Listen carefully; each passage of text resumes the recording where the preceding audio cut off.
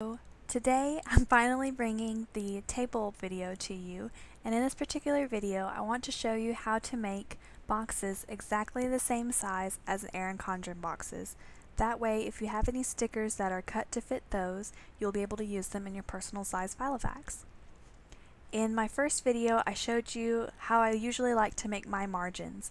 But because two Erin Condren size boxes are 3 inches wide, I'm going to have to slim down the margins I usually use. I usually go for 0.7 on the holes and 0.2 on the outer, but that wouldn't leave me enough room on a 3.7 inch wide page to fit 3 inches of boxes.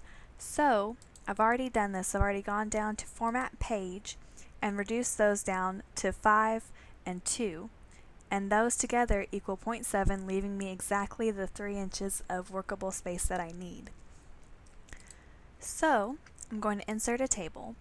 And by the way, I'm using LibreOffice, so if you want to download that, it's absolutely free, and then you can copy the steps I take exactly without having to try to figure out what you're doing in Word. But I know we've got some word wizards out there, so keep on keeping on if that's what you like.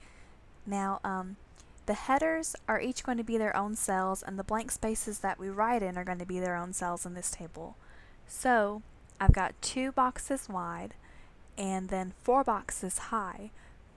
That way I've got header space, header space. I'm going to insert that. That doesn't look very much like Erin Condren just yet, but we're going to get there. What I've got to do now, it's already exactly the right width, so I'm going to change the heights of all these cells. An Erin Condren header box is 0.25 inches high.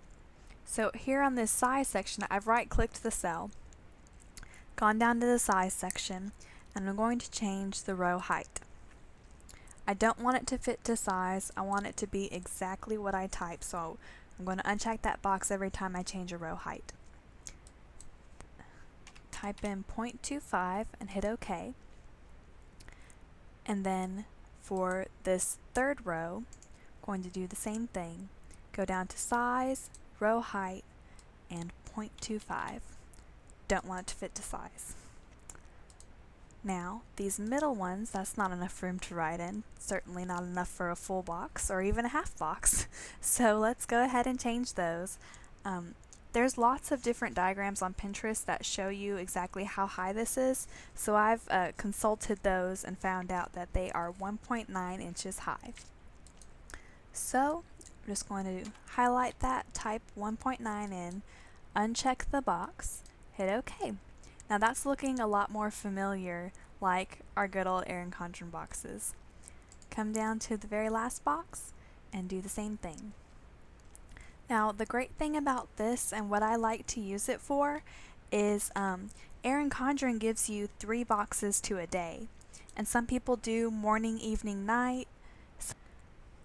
Now that I've got 4 boxes to a page, I'm actually getting an extra box than what Erin Condren would give you for a day section. And you could use that however you like. You can type in the headers if you want to, or you could leave them to write. You can, if you wanted to, you could center that and decorate the top and bottom, but I'm going to add another section to the bottom. I think I'm going to use that specifically to record my mood and a daily gratitude. You don't have to actually do a day on a page. I mean, do whatever suits you best, but just for the example here, I'm going to go ahead and do that. Now, I'm going to click on my table here at the bottom, and I'm going to insert a row below, giving me an extra section. Now, LibreOffice was nice enough to fit that exactly to the margins of the page. I'm not even sure how high that is. Let's find out. Oh, it's another 1.9. How about that? Okay. Well, that's a little high for my taste because it looks like it wants to be another box, but it's missing a header. So I'm going to cut that down to 3/4 of an inch.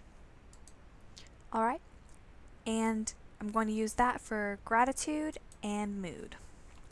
And when I go to record those, I'm going to do a simple one-word gratitude. I'm thankful for my kitchen. Oh, that's not even one word. Well, you get the idea. I'm not going to write a novel here about what I'm grateful for, just a quick thought.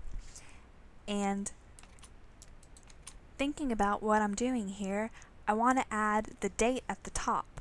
So I'm going to add another row. Right click up here at the top and go down to Insert, Row Above. And let's do the size optimal. Well, that didn't fill up the page quite so nicely as I hoped it would. We'll have to type it in. See, row height, let's go ahead and make that a nice even inch. I don't want two separate boxes, I just want a space to write the date really fancy, maybe with a brush pen. So let's see how I can merge these cells. This is actually my first time using a table in LibreOffice, but it's pretty easy to find. It's down here at the bottom, and when you highlight it, it says Merge Cells. So click that, and now you've got one big cell. I'm liking this already. I'm not going to type in the date. I want to be able to print this over and over again and then write the different days in. Now, you don't have to follow exactly what I did with the upper and lower portions. You know, that's just an idea, jumping off point. But with at least these sections over here, you're going to have exactly the same as an Erin Condren for a lot lower price, really. Final thoughts for you are when you want to go print on the back of the page, you're going to want to go to Format and flip-flop the margins that we did. It's going to, you're going to want to have the holes on the other side rather than punching holes through where your table is. And also wanted to thank you for letting me bring this content to you. I just love the planner community. I've never met such a diverse group of people who are kind, creative, and just so much fun to interact with. It's really great to be able to share what I know and learn something from somebody else. So thank you for watching. Have a good day.